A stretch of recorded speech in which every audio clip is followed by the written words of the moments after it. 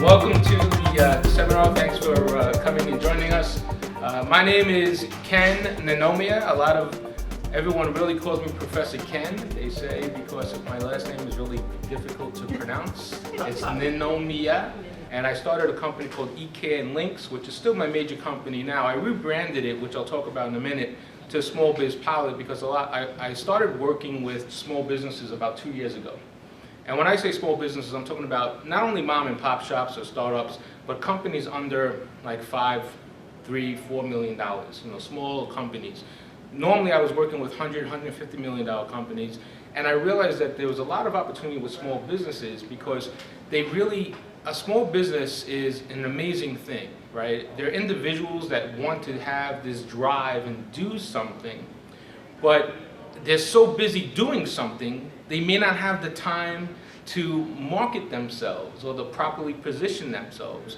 When I sit with the small business owner, I always hear, well, this is great, but I can't do this, I can't do that because I'm working 12 hours a day, 6 days a week. I don't have time to do marketing.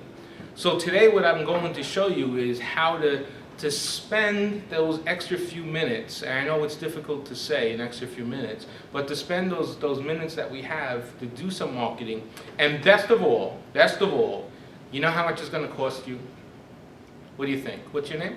Claudio. Claudio, you know how much it's going to cost you to do this extra marketing I'm going to show you? I guess that it's going to be for free. Free! Isn't that the best price? Free. So here's what we're going to do today. Every time I say how much does it cost you, you guys are going to answer me back free. Okay?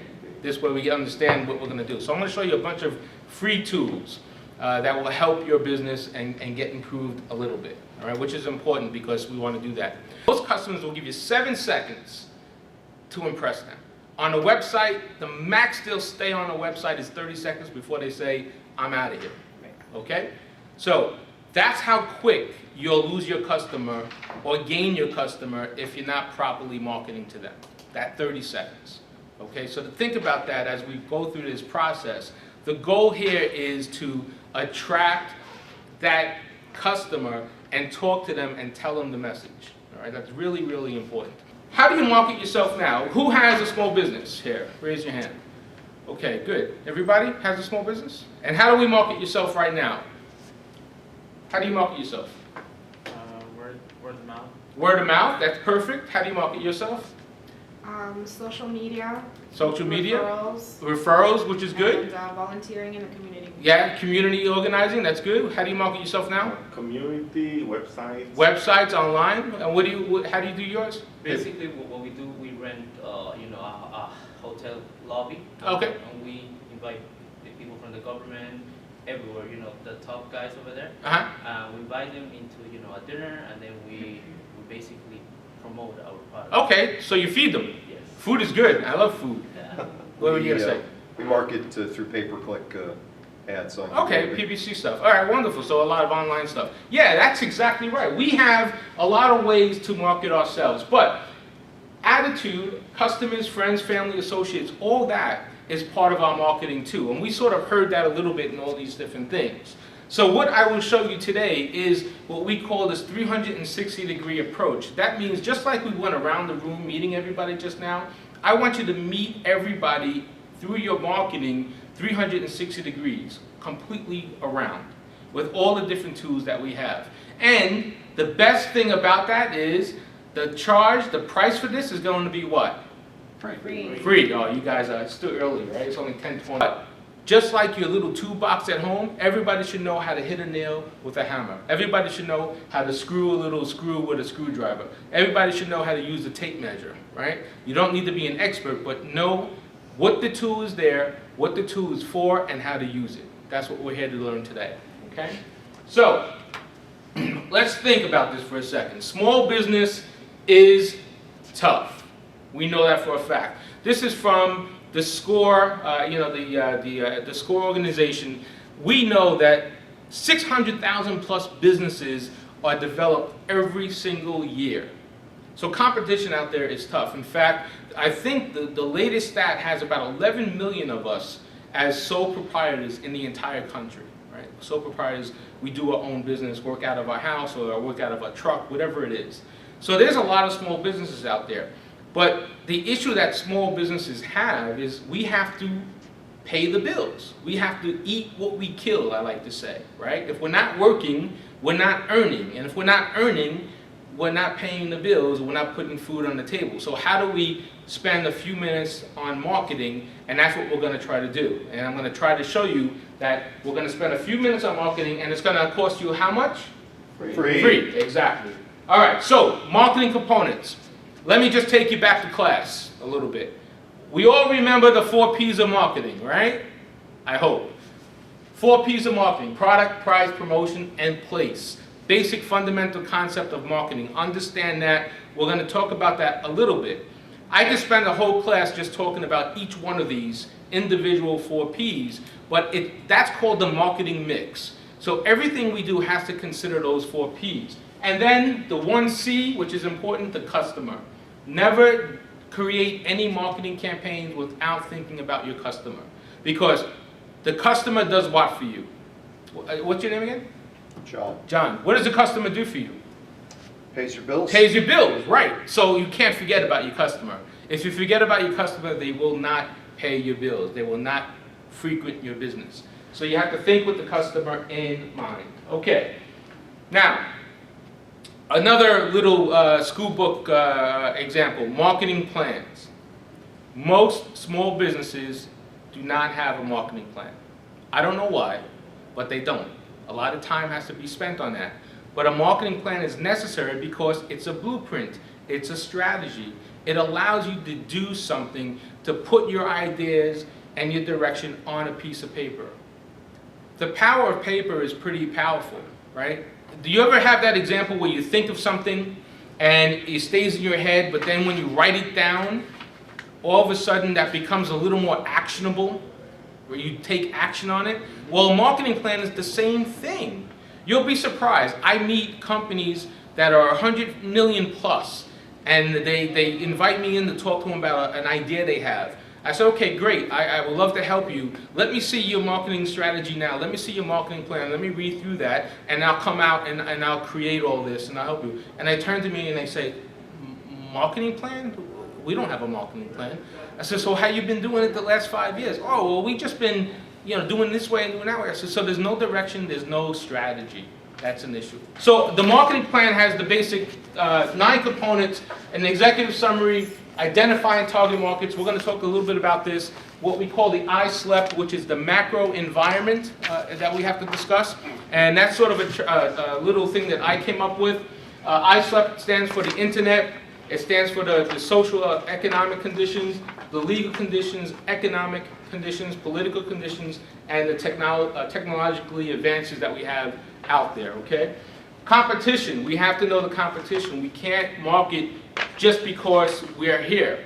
When I get engaged with international companies, they come to me and they say, okay, Professor Ken, I want to sell this product in the US and it's going to be incredible. I say, okay, great. I think it's going to be incredible too. Tell me about who you think your competition is. And they say, well, we don't have any competition. Well, that's not true. Everybody has competition. No one in the US and no one in the marketplace has been waiting for you to start your business. Think about that for a second. No one's going to say, thank goodness. What's your name, John? John. John, okay. John, thank you for creating your business idea. I've been waiting for you all my life. No one is going to ever tell you that. So, we'll talk about product. All right, product is important, and the USP, who knows what that stands for? Anybody? Unique selling proposition. Exactly, thank you very much. And we'll discuss that, a unique selling proposition. We're talking about making it different. What makes you different? Okay, that's the key. You cannot be the same thing that's out there now. It has to be different. And then we look at place, which is how you distribute the product, and price. We all know what price is, very important. There's 3 C's to remember in price. And I'm not going to go into detail on all this stuff today because I want to talk about something else. But the 3 C's for price are customer, competition, and cost. Okay, so keep that in mind. And then promotions, this is what we're going to talk about today. And then, of course, your sales forecast. All right? So I have videos online, and I can share that with you if you go to YouTube, /EK and links. I have a whole bunch of videos about marketing components and marketing plans, and you guys could, if you miss me after today's session, you can see me online, okay? And I talk about all this stuff. All right, so let's ask a question here. Before we start our marketing, what is your marketing goal? We all have a small business, right? What is our goal? We have to have a goal. You know, remember that if you don't plan, if you fail to plan to fail, right? Remember that expression? You have to have a goal. Everybody has to have a goal. Now, all of you who have a small business already are successfully achieving what you set out to do. Have your small business. Great. Now, what's the next goal that you want? There are qualitative and quantitative type goals that you have to set. So here's an example. I want to offer the best customer service in town. I want to have the best personalized service, the highest quality. Be the first business prospects think of, whatever that first blank is. Then we have quantitative goals.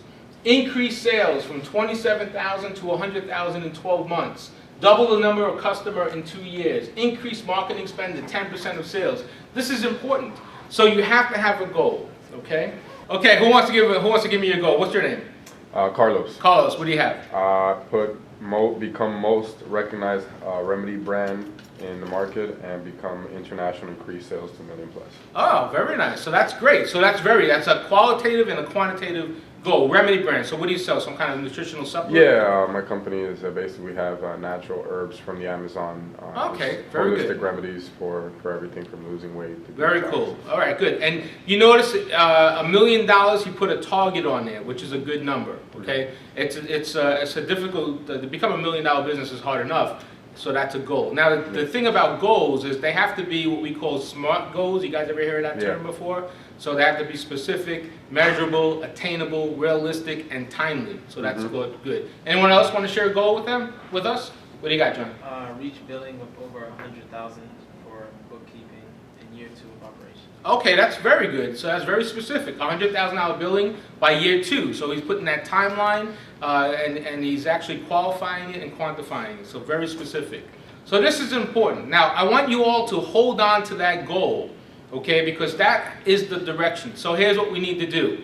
Everything we do from this moment on in this course has to take you a step closer to that goal.